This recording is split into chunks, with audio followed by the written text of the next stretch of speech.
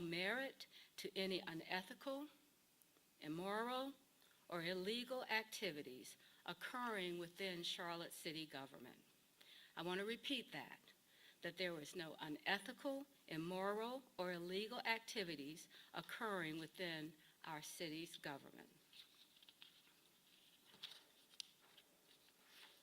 Over the past many months, the city has been under a lot of scrutiny. Our nearly 9,000 employees need to know that they are the most important part of the city, and we support them. These egregious allegations hurt our team, and we owe it to them to investigate. They work for an organization that can be trusted and operates with the highest degree of integrity. This organization is one of the finest municipalities in the country, and our staff, they're passionate about serving our community and are dedicated to our residents. And although council has different ways they express their passion, we care deeply about this community and our team.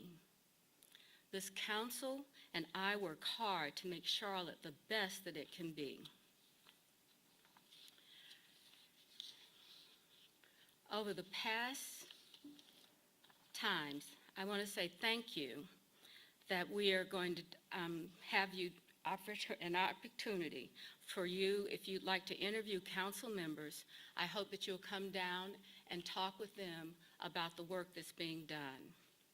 Lindsay is going to provide you with the report that will be distributed, and because we want to address each other, and we also want to make sure that you understand that in transparency, we are taking this level in government.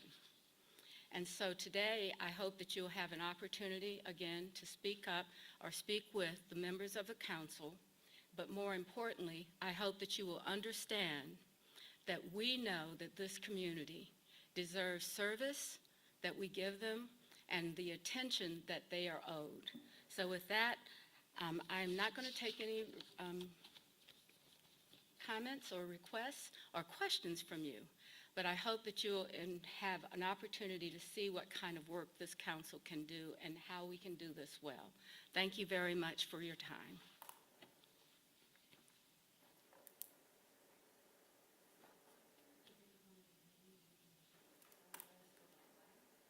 Oh, are you going to interview? Okay, sure. I'm happy to answer questions. Yeah, so we'll do those on the sides.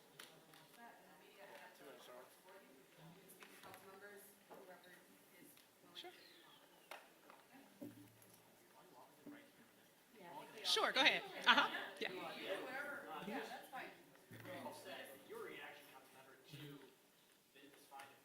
Absolutely. So, as I said many months ago, I absolutely stand by what I said.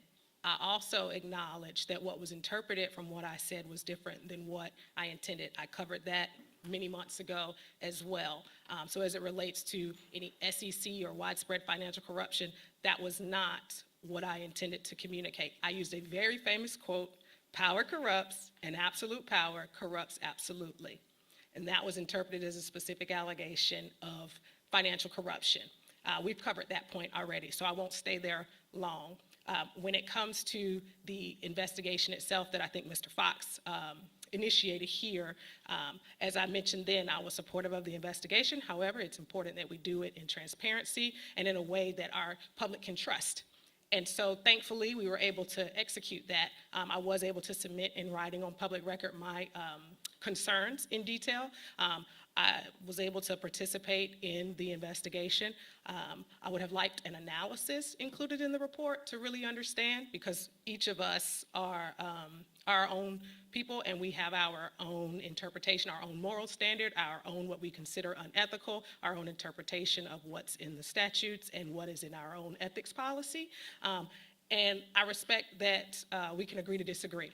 So with that, as I mentioned a couple of months ago, what's important here is that we clean up our processes, that we operate in transparency and with integrity and in a way that's going to deliver the service that we need for our community. So with that, I'm very pleased that we're come to a place where, though we may not agree, we're able to put our eyes on first things first. Yes. campaign email, and you quickly made it clear that it was a campaign email. You weren't out alleging anything criminal.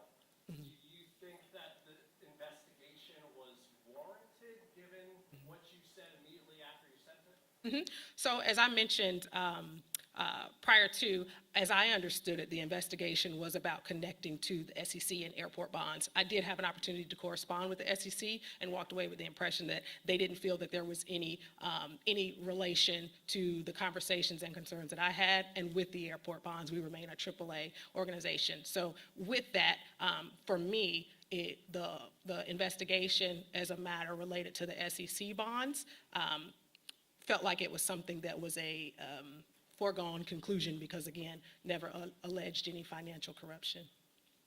So what happens next? What do you think needs to happen? Because we're in a re-election season, and if you know, what happens next? What should we take from this report, and what should be done? How should the city council govern differently? Sure, great question. What happens next is the same thing that should have happened next a couple of months ago. Shortly thereafter, this initial conversation, we talked about how we would change our policies, how we would go back and make sure that each and every one of us understood the statutes concerning how we govern, where the authority lies, our own rules of procedure, and ensure that we're executing to that standard. And that's work that is ongoing. That's work that I have seen and have participated in council trying to clean up some of the things that over time maybe gets lost with tradition or in translation. And so that's what we continue to do, election season or not. That's what we owe to our constituents. Do you feel like any of your concerns or behaviors that you spoke about earlier? I'm sorry, I didn't hear you. The door was closed. I'm sorry. Do you feel like any of your concerns or behaviors that you previously spoke about remain unaddressed after the investigation? Well, as I mentioned, I would have liked to receive a specific analysis for each one of the concerns, because sometimes it may be about an education, or like I said, people interpreting things differently. And sometimes it's about everybody getting back around what's in black and white and aligning on this is how we're going to execute that. I did not see that in the report, but I hope that we can continue those conversations. For either you or one of the other council members here, it's been a really tough 5 months. Many different things have happened. The mayor just talked about how she wants to restore trust to the city of Charlotte and Charlotte City Council.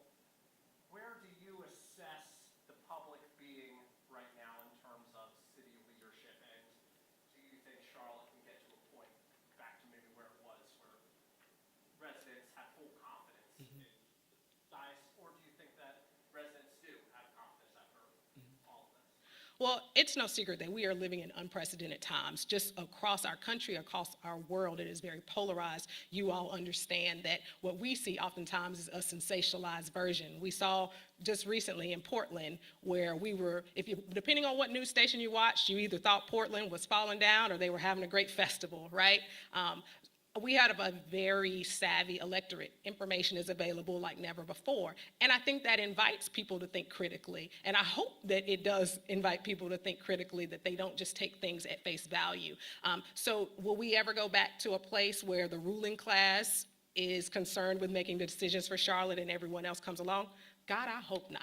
Because we, the people, are the ruling class. And so I hope we continue to ask tough questions. I hope we continue to make those decisions that are best for our community.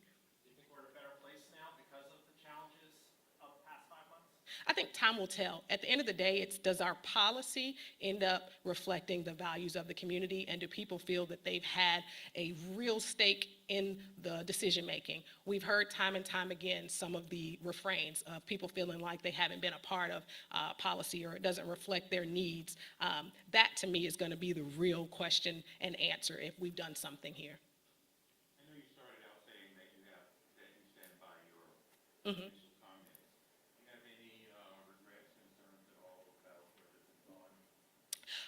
The regrets, I can't say that I have regrets, because if I look back and say I acted in a manner that I felt was consistent with my values, I reached out, I believe in diplomacy. I had those conversations with people I had concerns with. I lifted those up. I made a good faith effort to work with folks. And at the end of the day, it wasn't about causing any kind of chaos, but it was about making sure that we are raising the standard and that the people know there's something to look at here.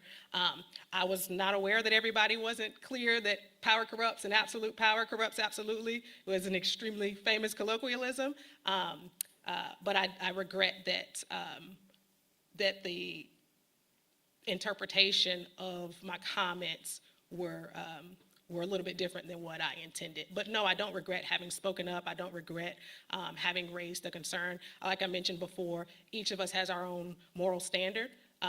And sometimes we don't always know what others' intents are either. All we can do is recognize when there's an issue, try to have that conversation, and lift it up when we believe that integrity and trust is at stake. When you talk about absolute power, it was apparent that the two Republican members were not here. Does that say anything? I'm sorry, do you mean the two Republican members are not here today? Oh, I don't know that it says anything. We found out 2 hours ago that this press conference was happening, so people have schedules. I wouldn't read into that. If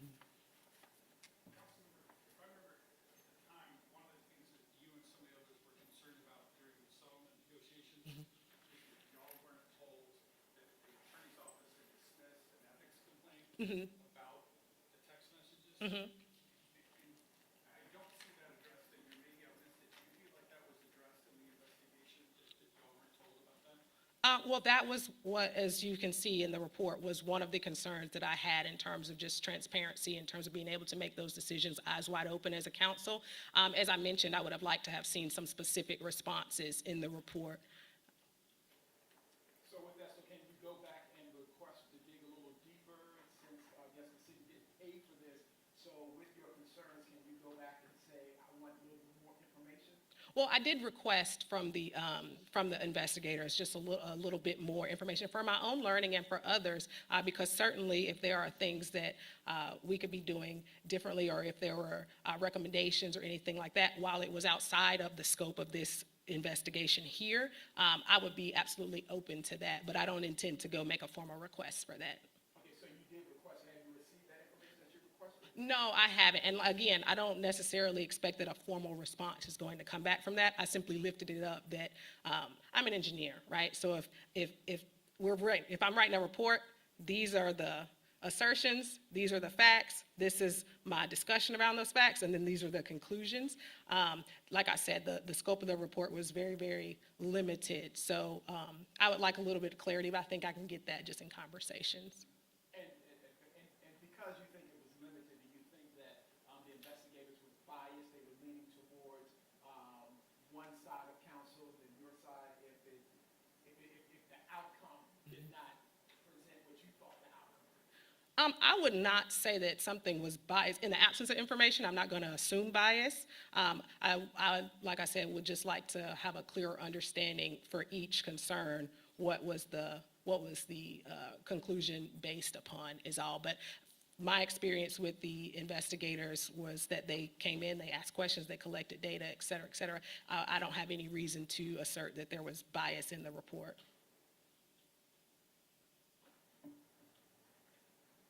Thank you. Yeah, Nick? Specific policy changes that you'll be advocating for more immediately? Specific policy changes, no. I know that a number of other council members have some things that they've been lifting up for quite some time. For example, having fewer than 6 members of council be able to add something to an agenda. That one has been floating around for a long time. For me, it's really about following the policies that already exist. What does it say in black and white? And let's just execute what's there. And again, in moving forward, the red flags, so history does not repeat itself.